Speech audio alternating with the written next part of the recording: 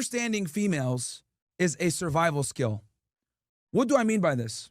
What I mean by this is if you don't understand women, right, and you don't get this problem handled early on, it's going to come back to haunt you and hurt you a lot when you don't understand it. And the thing is, the longer you kind of stave off understanding females and get red pill aware, the more you're going to increase your chances of getting taken to the cleaners, whether it be divorce, bad breakups, marrying a girl that is a thought, getting a girlfriend that's a thought that's going to embarrass you, all kinds of crap, right?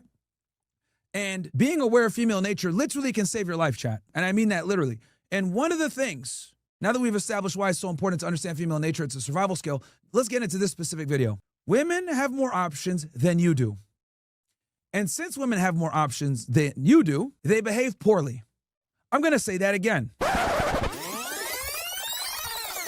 Women have more options than men. And since they have more options than men, this is why they behave poorly around men. Because they always have this ideology and this abundance mindset that the grass is greener on the other side. And interestingly enough, one of the things I've been telling you guys for damn near over 5 years now at this point, is I tell you guys all the time, you need to have an abundance mindset. But a lot of you guys don't really know what that means, right?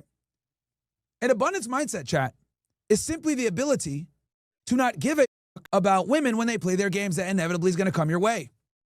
Okay? I don't care how attractive you are, how much money you have, how much status you have. Nobody is impervious to the bullshit of female nature. Nobody. Tom Brady got divorced. We talked about that shit was 6'9". Remember? He lost his chick to some BJJ nigga, bro. So it's like everyone takes L's with women, right? The key is to make sure that when you take the L, it doesn't destroy your life.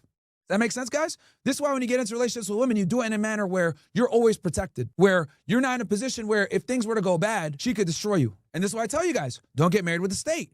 Don't cohabitate. Keep receipts of everything you buy for your kids. Be a good dad. Don't be a POS.